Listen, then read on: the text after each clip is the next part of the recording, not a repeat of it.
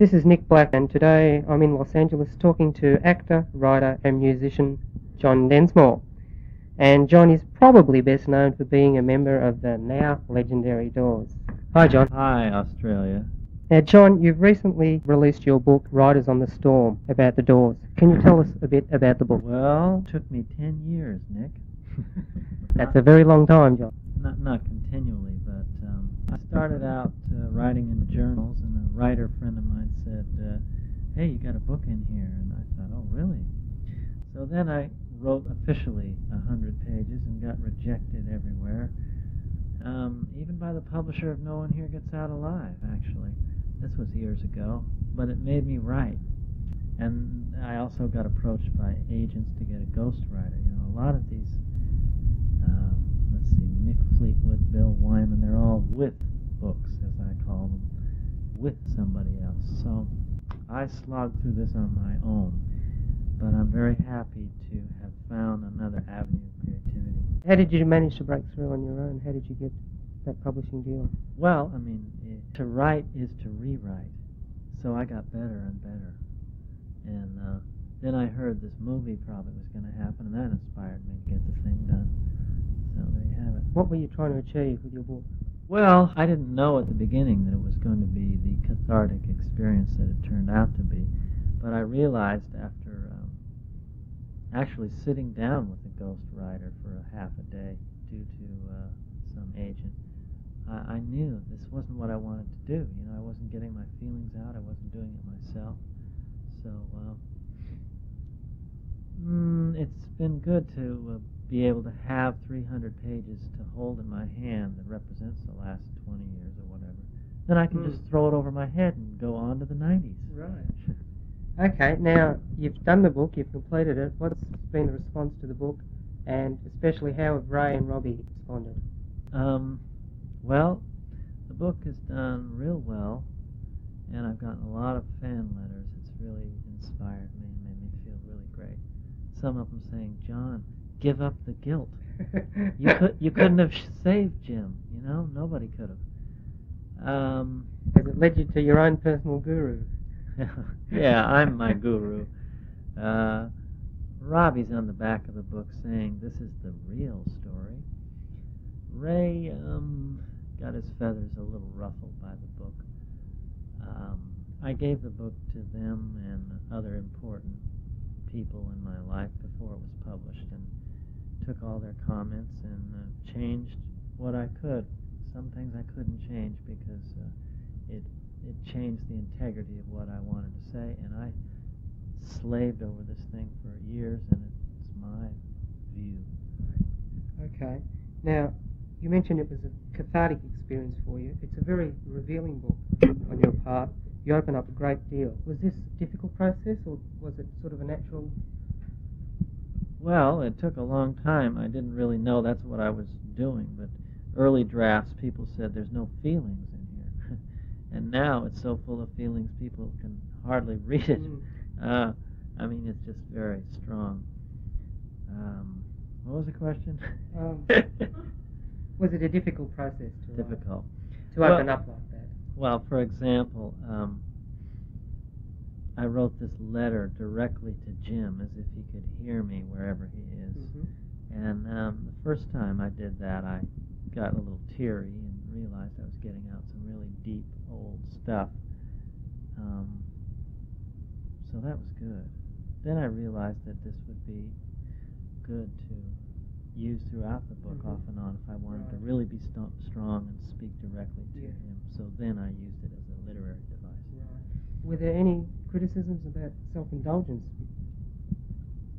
Self-indulgence? No. No. I'd say out of hundreds of fan letters, there's been 2 or 3 where they say, you've destroyed Jim Morrison. He was a nice guy. You don't know anything.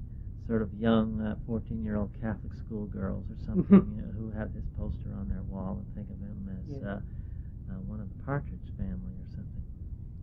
It's an American TV show. All right. Besides being the inside story... Do you need to hear yourself? Yes, I do. Yeah. Just Yeah, you reckon it's... Okay. Besides being the inside story, what else do you feel your book adds to the story of Jim Morrison and the Doors in comparison to the many other books on Jim Morrison? What I tried to do was sort of de-glamorize the idolatry and the self-destruction. One other book I know of says Jim was a god in the intro. I'm trying to show that public personalities have to go to the bathroom and have relationship problems, etc. That's why I bring it up to the 90s with me surviving in my 40s with a kid, showing that there's other paths as well. Yeah, it's a very down-to-earth account of Jim Morrison, whereas the others books may be a bit... Yeah, well, Jim was really brilliant and I loved him, but he was also just a guy. Yeah. A lot of people forget that, especially now with all the hype. All right, John, when yourself, Ray and Robbie first jammed together, did you honestly think that you'd be successful? What did you think? Well, I thought we had something special. Jim was this really unique, great-looking guy, and these words were great. Ray saw God the first time we played. I mean, what happened was that he was sort of, as I write in my book, he was kind of, I don't know whether Robbie Krieger is what we want here. He's not that traditional rock and roll lead guitar player who melts the audience and all the notes and everything. But I encourage Robbie to play Bottleneck, and that's that liquid sound that's on Moonlight Drive. And Ray Because he's by my window, is that? Yeah. Yeah. Well, I'm not sure. Ray loved that sound. He wanted it on every song. So Robbie was in the band, and we kind of thought we were going to do good. Not in an arrogant way, but we thought we might be around. I thought 10 years would be great. We're going on 25 or something, so it's over the top. Yeah. Did you ever imagine that it'd be this successful 25 years later? No. And it's wonderful, and I'm real proud of the songs. But also, as you can read in the book, Of the Doors is permanently etched on my forehead. Sometimes I wonder who I am, without it. Well, has that been a help or a hindrance to your new career? Oh, my new career. Well, it's been a help, I suppose. I mean, like I said, I'm real proud of what we've done, but sometimes I, get a little tired of all the hype. Yeah. But I lost my train of thought. But you'll cut this, Nick. Yeah. Oh. Okay. Yeah. Okay. Now, just to ask you about the Doors and the great Doors songs, was there any one Doors album or live show that particularly stood out for you? Well, I like the second album, Strange Days, because we were more relaxed in the studio. What? That's my favourite too, John. Oh, that's good. And I like L.A. Woman a lot, the last album. Yeah. What about a live show? There's so many. I mean, you mentioned the Aquarius Theater. That was very special. That was small, a few thousand people. The early clubs were great. The Whiskey was great. And then the first big concert was incredible because it's this, Hitler rally, and it's like, wow, we don't have to do anything. They're going nuts. Yeah. So, Not Miami then. Well, Miami was not music. It was some sort of avant-garde, revolutionary theater performance. Okay, now that Jim Morrison's long gone, what do you personally think was the cause of Morrison's death? Was it his inability to handle fame, or would he have gone that way if he wasn't famous, or what's your idea? Yeah, it's been proposed that he would have died earlier. Really? Something I never thought of. That actually he got some of his angst out through the band, and I think he would have found some avenue of creativity, films or something. Yeah. I think he possibly was born with some kind of demons, and he was moved around a lot because he was a military kid. And they don't get roots, and you're pulled away from your friends. And then there's fame and fortune, as you mentioned, and finally substance abuse, which he got into readily. Mind you, I like to differentiate, because I think Nancy Reagan's phrase, "just say no," is simplistic. In the early days, we were taking psychedelics, which were legal. LSD was legal. And we were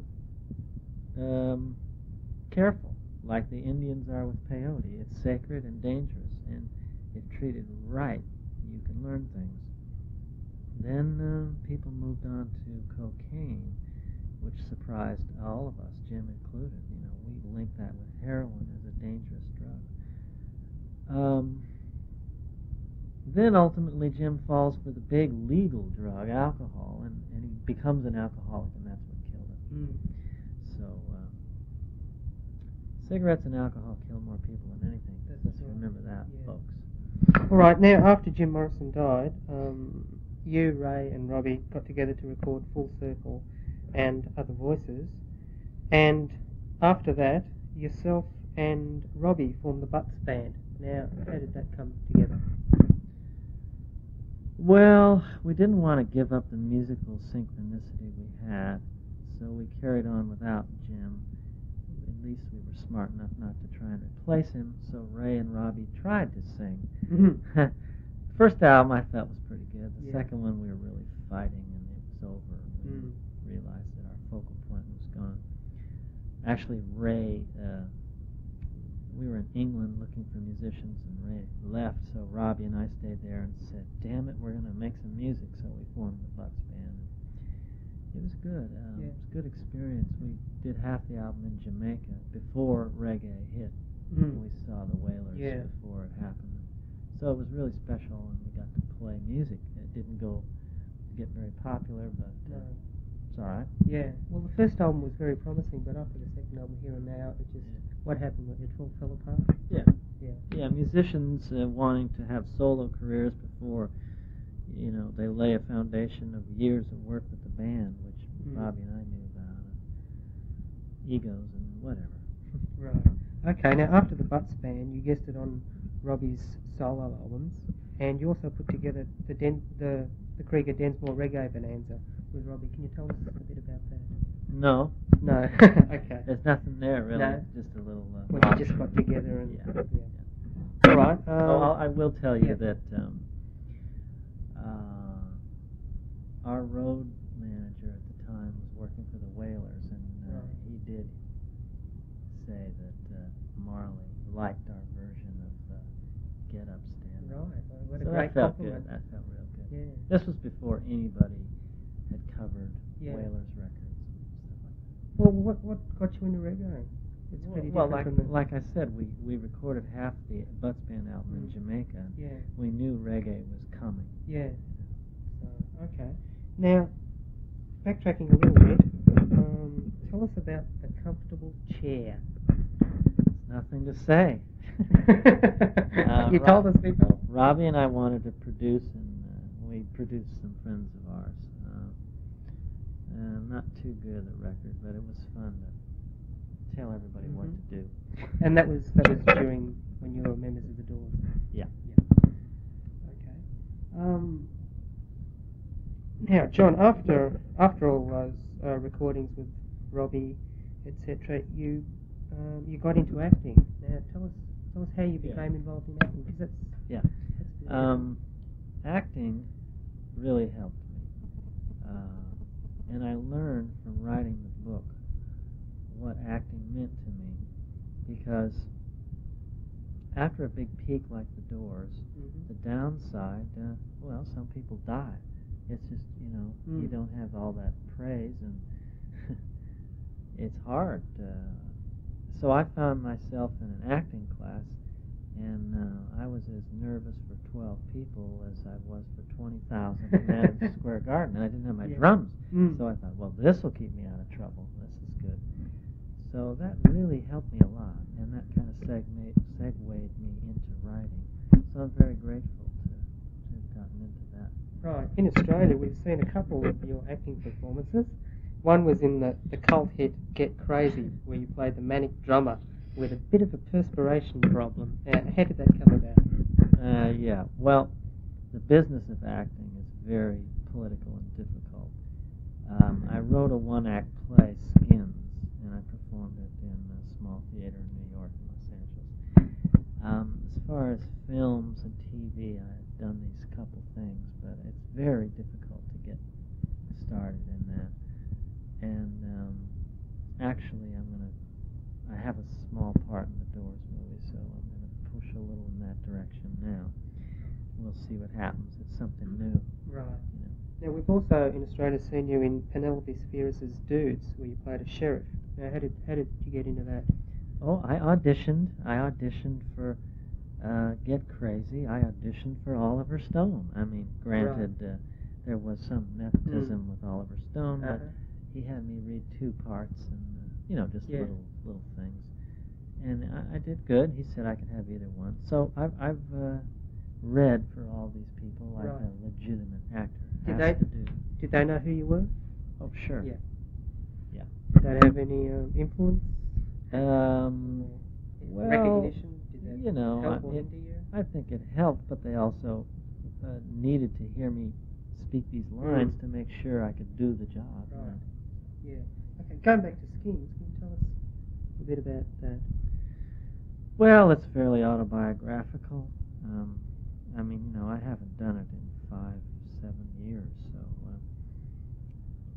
it was great to do a one-man show. I did a one act by Sam Shepard and a one act by me, and it gave me a lot of courage to stand up there alone for an hour, keep people interested, and it's helped me, and it's going to kind of segue into what I'm going to do this fall, which is a lecture tour of colleges, where I'm going to read some chapters from my book and drum a little and show a video and answer questions. Yeah.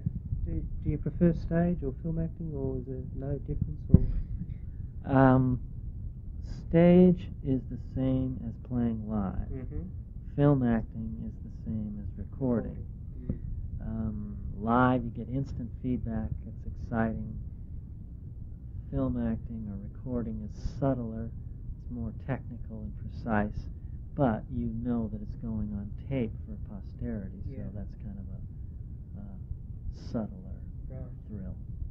Okay, now let's get on to Oliver Stone and the Doors movie. What was your involvement besides your little walk-on part? I was advisor. I gave Oliver detailed notes on every rewrite he did of the script, and he took what he wanted and left the rest. Did he take most of it? Yeah, he took a lot, and I wanted him to, knowing ultimately that it's a director's medium. Right. Was he an easy person to get along with, or? Well, frankly, he's kind of moody. Real warm, and then other times uptight. Yeah. Okay. I'd just like to have a brief comment on the casting of the Doors movie, which is one of the very strong features of the film. And we'll start off with the most important member of the cast, actually, Kevin Dillon. Kevin Dillon. Who plays yourself? I thought you were going to say Val Kilmer. No. I think Oliver's brilliance is in his casting. He's really good at casting. I'm going to switch to Val Kilmer. Right. Robbie and I were real nervous about him. The blonde guy who was in this movie, Willow. What? He's going to be Jim. Then we saw a screen test, and he had already been working on the character for months, and he gave us goosebumps. So it was that close. If you hate the movie, it's an amazing performance by the lead actor. Kevin Dillon looks like me, and he worked real hard on the drumming. I helped him on all the drumming. And I'm happy that he represented someone confronting Jim on his self-destruction, which is me. Yeah. Frankly, I think my sense of humor is not there, but that wasn't even in the script. Yeah. Because the movie's mainly about Jim. My sense of humor got me through those crazy times. Right. But that's another story. Yeah. So I'm going to write fiction, and we'll get my humor out that way. Did you have any influence on the casting of Kevin Dillon? Could you, or you just sort of had to... No, No. no, I didn't have any influence on that. Right. Okay, Frank Welly plays Robbie, and Kyle MacLachlan portrays Ray. Do you know what Ray and Robbie's reaction? I don't know. I don't know what Ray thinks about Kyle. I know Robbie. I think he must have liked Frank. They hung around together a lot. And I think Frank's a real good actor. Did he wear a wig, a Robbie Krieger wig? Yeah, he did. And I think he got kind of some of Robbie's essence. Mm-hmm. Yeah. All right. Just watching yourself being portrayed by another actor on screen. I mean, when you're watching the film, how does that feel to you? Weird, Nick. Totally weird. This guy's supposed to be me? Come on. Yeah. That's not me. I mean, all respect to Kevin. He worked real hard, and he did great. Robbie said that this is like the ultimate Zen test. The whole world is going to think these guys are us, and they're not. Yeah. Well, there's a new generation of Doors fans. They might think that they are you. Yeah, maybe in the future I'll be asked for an autograph as Kevin Dillon. Kevin Dillon.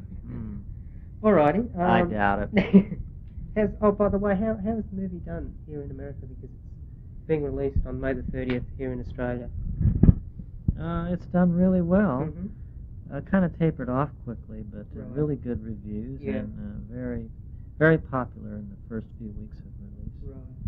Right. Okay. Now, it's the anniversary of Jim Morrison's death on this 3rd of July, the 20th anniversary. Are you planning anything special? Yeah, I'm planning to not be in Paris at Père Lachaise Cemetery for sure. I will not be there, thank you. Although I would wish well to everybody there. In my own quiet way, I'll think of Jim. They expect a crowd, do they? Yeah. When I was in England recently doing interviews for the book, and they all asked me if I was going to Paris. Now, what's next for John Densmore? You said you're planning a novel? Well, I've got some characters and a story idea, and I'm just going to write and then later figure out if it's a novel or a short story or a script. Mm-hmm. And I'm, as I said, going to do this lecture tour, which has got a little acting in it, and I also might be auditioning for some acting roles, film, hopefully. Not yet. No. Okay. I also am remarried and have a 14-and-a-half-year-old daughter, which I raise, which is a major job. Maybe more important than all the rest of this rubbish. Yeah. All right. Thanks very much, John. And I'd just like to mention the book again. It's Riders on the Storm. It's published by Delacorte Press here in the United States, and it's released by Transworld Publishers in Australia, and it's available at Minotaur Books, I know that, but just ask your local newsagent and they'll be able to help you out. So once again, thanks very much, John Densmore. It's a go. Thanks, John. Goodbye.